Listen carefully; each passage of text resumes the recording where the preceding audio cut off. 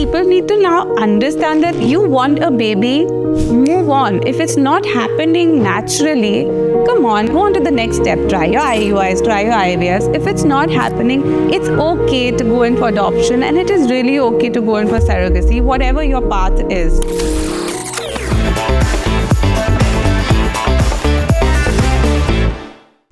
Hi, my name is Yana and you're watching YanaTV.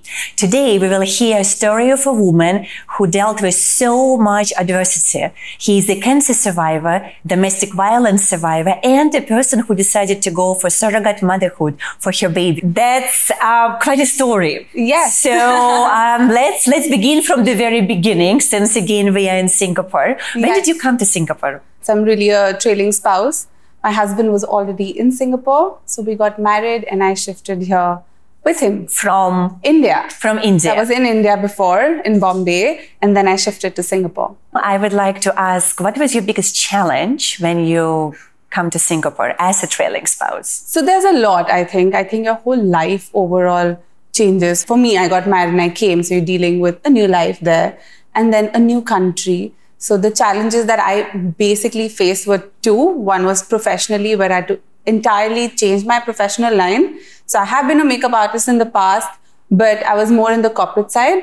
And then when I came here, I started practicing makeup and hair as an artist after very long. Very difficult, but I think I've done a fine job for myself. I'm happy with where I am. The second one is on the personal front. I think just building new friendships. You need to have friends where you live.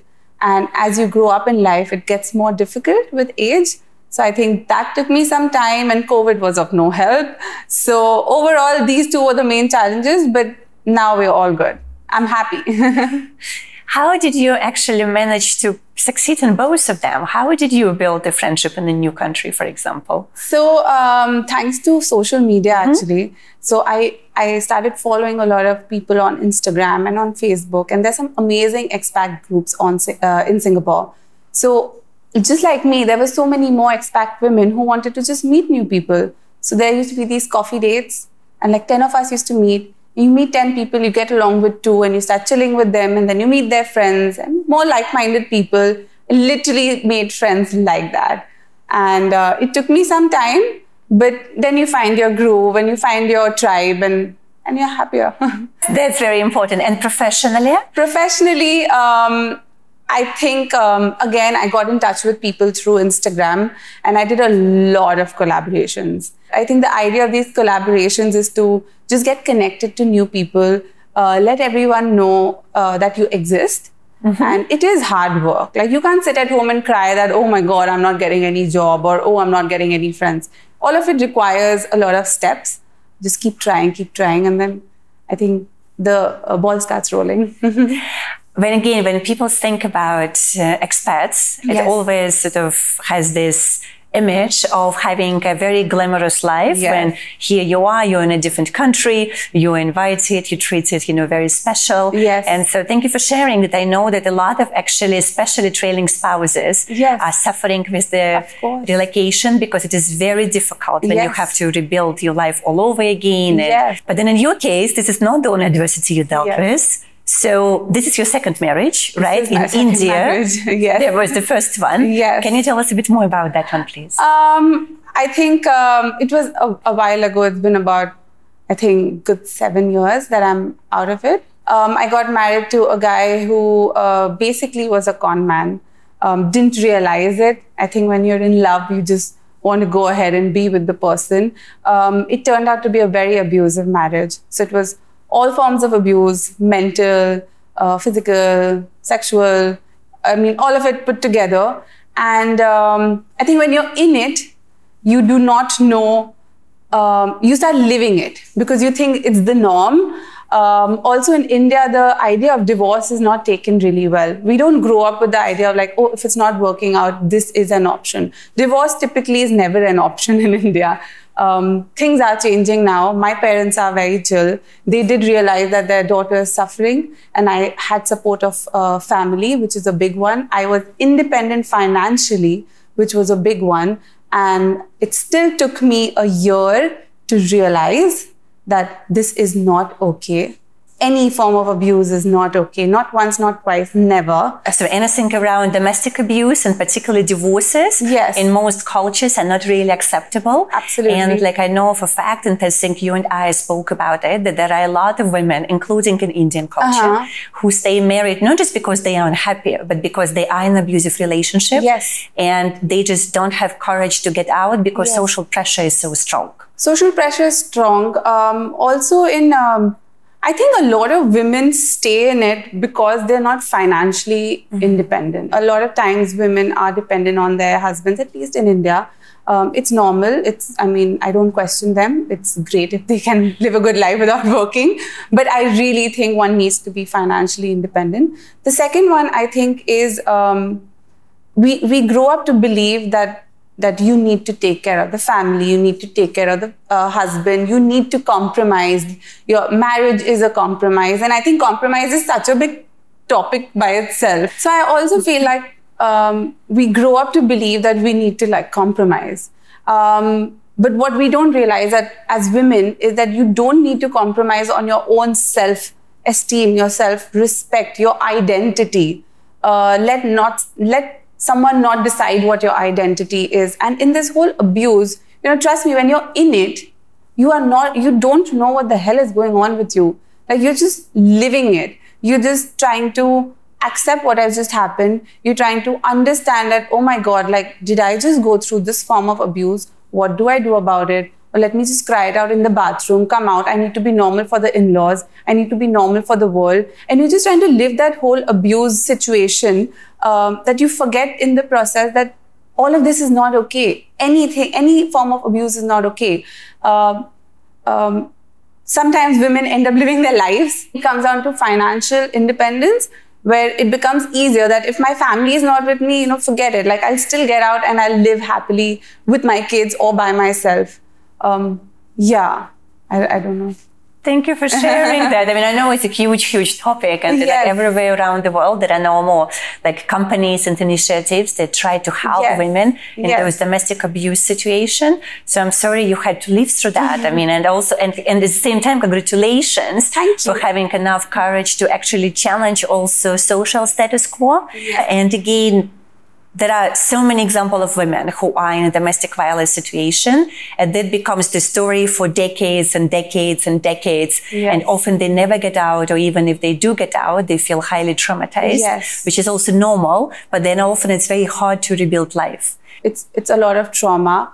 And for all the women who are fighting the abuse or getting divorced, like, it is a difficult phase, but you really need to put yourself together and get out of it.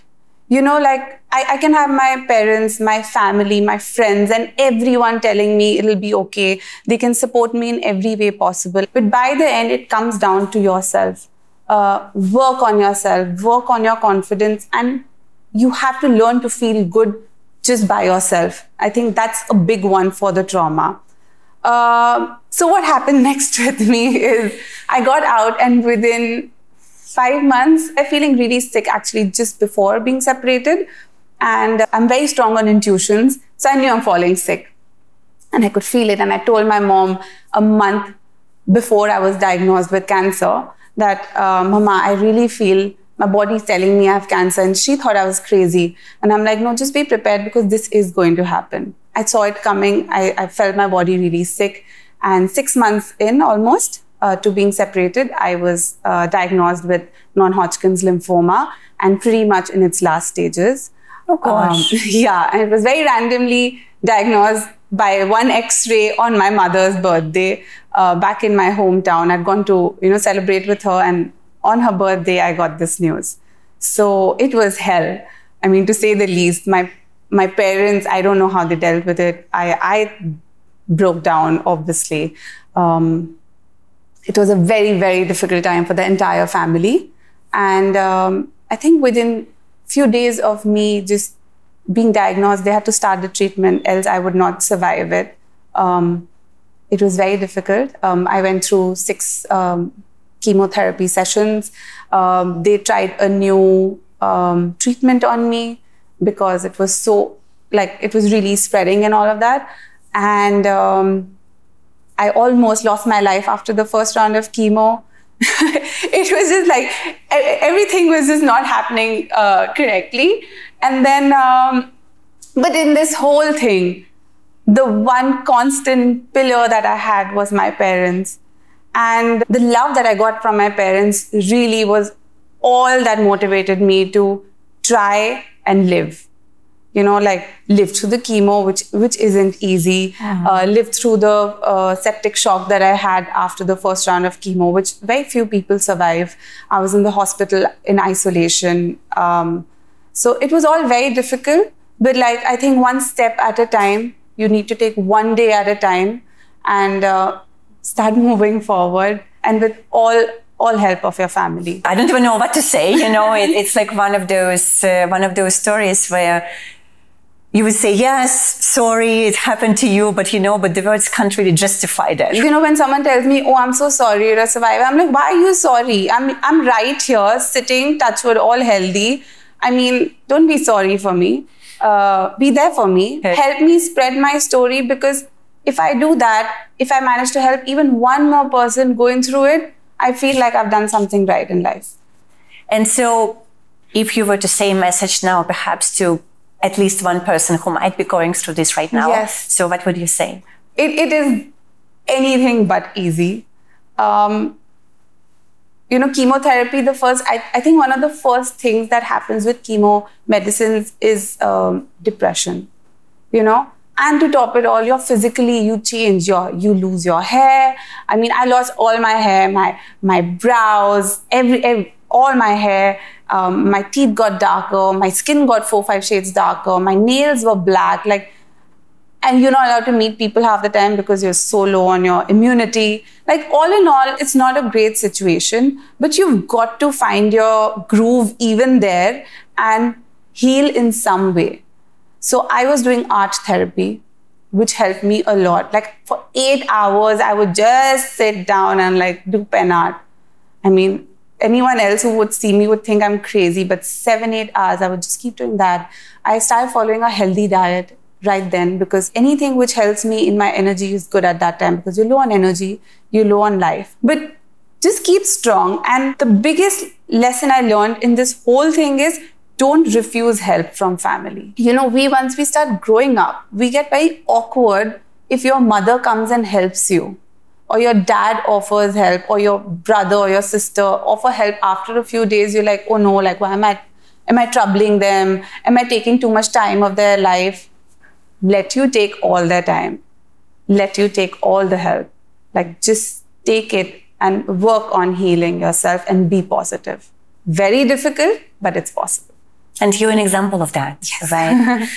We don't really know 100% yet why some people have cancer. They're all kind of serious about it. Yes. But I think you did mention that sort of at the back of your mind, you did have a thought that perhaps it was also like a residual effect of all those years of abusive relationship. Yes. Because not only just the relationship itself, but all the suppressed emotions and conflicts. Absolutely. And mental inner fight within yourself, and physical fights, and so definitely it contributes to this. It does. So I feel it's one of the reasons why it is so important to actually take control of your life. It is. And if you are not in the right situation, or especially again if you're in an abusive situation, it's you have to get out. It's like your own right. It is your life. It is your body. It is your mind. So you are the one who need to take control over it. Yes. You know, when you're in a situation like this, you end up manifesting the wrong. And I can't harp enough on that word manifest. I used to first think like, what rubbish is this? You know, like, what is this manifestation that people keep talking about? But trust me, like, when I was going through it, every morning when I woke up and I'm like, oh my God, this is the situation I'm in. God, like, let me fall sick. Like, I don't want to live. Like, every day if you're saying the same thing, like, there has to be a point your body listens to you. Forget God listening to you. Your body starts listening to you. And you won't believe it, Yana, when I went to my oncologist who was going to design my whole treatment, he literally asked me only one question when I met him. He's like, is there something going on in your personal life? Is there any stress? And I told him, yes, I am going through an abusive marriage. And he's like, well, that is one of the reasons for this. Because like I was a healthy person. There was no reason of course, cancer happens to randomly to anyone, but in my case, I truly believe I manifested it upon myself. I also am a very big believer of karma.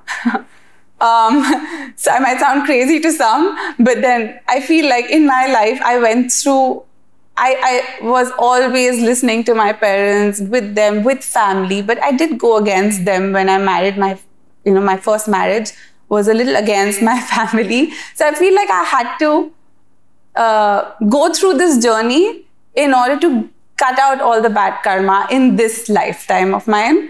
So I feel like the manifestation and karma together, I'm like, I'm a clean slate now. I'm ready to move on. And that's why I truly believe that my husband now, Abhishek, who I know since I'm 7 years old, I feel my soul had to go through this entire journey to end up being with Abhishek, who is truly my soul partner. So I believe in the circle of life. I really believe in manifestation, and I so believe in karma. I totally support you with this. And you also have now an interesting story with him. Yes. Right? So, which kind of brings us to the topic of the surrogate motherhood, yes, which is still not very common. In general, around the world, it is not that common still, but particularly in Asia, there is another element of taboo around it. Yes. And people probably rather go for adoption than surrogate motherhood. Yes. And you did it also in India, out of all countries, which is very traditional in that sense. Yes. So tell us more about that. So obviously the next step of marriage in my head with my husband was having a baby. I mean, and we know each other for so long. So within no time of marriage, we were like, okay, it's time to plan the next step. And we were trying and everything. But and why I'm bringing this up is because there's so many women trying, right? So we did our rounds of IVFs and the IUIs and everything. But because of chemotherapy, everything's fine. But like my body was weak to have a baby, like to do the whole 9-month process. And while I was going through all of this, my father-in-law one day called me up and he's like, why are you troubling your body so much? Like, just go in for surrogacy. And I mean, I really have really cool in-laws. Let's begin with that. Like, no father-in-law otherwise calls up and says something like this. So he gave me this idea, and my first reaction was I cried it out. Because as a woman, I think the womanhood is all about giving birth to kids and babies, right? Like, so obviously that's what society tells us. That's what the society tells you, exactly. So then I was just like crying, and I'm like, oh my God, I can't do this and everything. But you know what, like, Yana, I think with my whole experiences, I've just learned to switch off emotionally on certain things. It takes me a while to get there, but once I switch off, I switch off. So in this case, I switched off emotionally on the idea of me having the baby. You mean you carrying the child, right? Carrying the child, right? So physically carrying the child. So I'm like, okay, fine. Now what's the next step? Now, India banned commercial surrogacy a couple of months ago. So when we came up with this idea, I only had like 3 months or something to decide, okay, I want to go in for it. So it had to be very quick. So we rushed to India. We did my round of IVF and we just started the treatment. Like, did I think that I will be a surrogate mother? Go through surrogacy? Never. Did I think of adoption? Yes, a lot of times. But I felt like people around me weren't very comfortable with that idea. So then I tried IVF. Now, it didn't work. I am not someone who sits and keeps crying over the fact that, oh, I'm not having a baby. What do I do? What do I do? I know couples who go on for like 8, 9 years. Also destroys marriages. Yeah, destroys marriages, gets people depressed. I think people need to now understand that you want a baby, move on. If it's not happening naturally, come on, like, go on to the next step. Try your IUIs, try your IVFs. If it's not happening, it's okay to go in for adoption, and it is really okay to go in for surrogacy, whatever your path is, you know. If you plan to not have a child at all, which a lot of people want to not do that, it's fine. I just feel like don't sit and brood over it and like keep crying over it. It doesn't help anyone. It doesn't help the situation at all. So we rushed to India, and my doctor is like, do you want to go in for your IVF? Because, I mean, you can have your own DNA. I said, sure, let's do it. I mean, it all worked out. Which is also great news, right? Yeah. Because before, not all of them were working out. Yeah. So it's great that you actually collected enough materials. I did all my bit, and touch wood, I have a very healthy, very cute baby who is totally emotionally attached to me. He knows I am his mother. Abhishek is his father. And why I say that is because I probably cried every second day through the journey of us being pregnant, that, you know, I used to tell my mom, I used to tell my husband, what if I'm not connected to the baby? What if the baby doesn't feel like I'm his mother? Or will I feel loved? Will I have the connect? But Yana, when I saw him, every wrong thought, every negative thought jumped out of the window. And I'm like, this is my child. He's a replica of my husband. And it's amazing. Motherhood is amazing. However you have your baby, guys, like, it's an amazing journey. Thank you for sharing this. Thank you. How is your family now feeling about where you are in your life and with everything? Very happy. That's what I mean. Everyone's so happy. My husband's been a very, very big support to me, Anna. I remember when he was marrying me, I took him to my oncologist, and I'm like, this man's going to marry me. You need to tell him whether I can have kids or not, because he needs to know beforehand, right? Like, that's the right thing to do. And he's like, yeah, you'll be able to have, like, there's no problem. And then it didn't work out like that, right? For whatever reasons. So I feel like through the whole journey, he's been my support, like my pillar. That guy is rock solid on my side. And so are my parents, and so are his parents. And this whole journey has been amazing. It's all good. If you were to look back at everything that happened, I mean, you're still a relatively very young life. Yes. All the events you had to live through, and yeah, I mean, with difficulties in the relationships and drama and abuse and pretty much facing death so closely several times, and depression and everything else. What do you feel was the main lesson for you out of all of that? I think one thing that really happened with me, Anna, is I lost a lot of friends in the process. So a lesson out of that is that no one in your life is permanent. And it's emotionally really not great. Like, I lost a whole lot of friends when I got divorced. Because socially I wasn't washing my dirty linen in public. So here I am, like, suddenly I wake up in the morning to people not talking to me because the other side had told them a story to make them look good. And I didn't care after a point, because I'm like, everyone will know the truth. It happened. 3 years later, most of them called me up, apologized. But I mean, someone who's bitten me once, I'm not going to go back to them. I think that was a big takeaway. I remember one of my closest friends, I met her, and she was like, you're not the same Chandni. Like, I don't understand what's wrong with you. And I'm like, dude, I went through hell. I'm trying to understand my own self. I understand that you're not getting me because I'm not getting myself, you know. So hold on, like, let's give it some time. So I think the whole lesson for me was nothing's permanent. Be okay to lose out on people in the process. I mean, we all do. So when someone asks me, how did you survive? How did you do all of this? I'm like, what other option did I have? I mean, I had to move forward. I can't sit and like be like, okay, fine, like, I'm ready to die. I'm obviously not ready to die.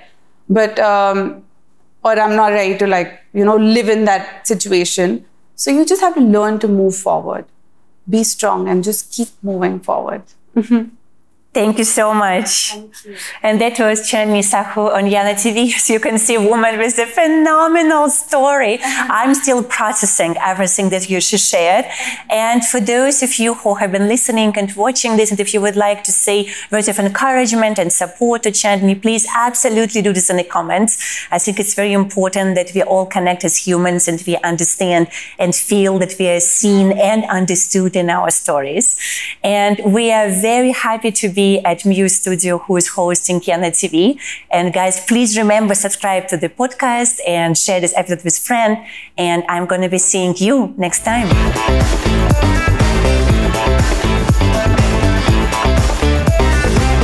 I'm only human. I'm also doing surrogacy for the first time. Really, only human after all your story? I'm not sure. I think you're like a superhuman, but okay. Thank you.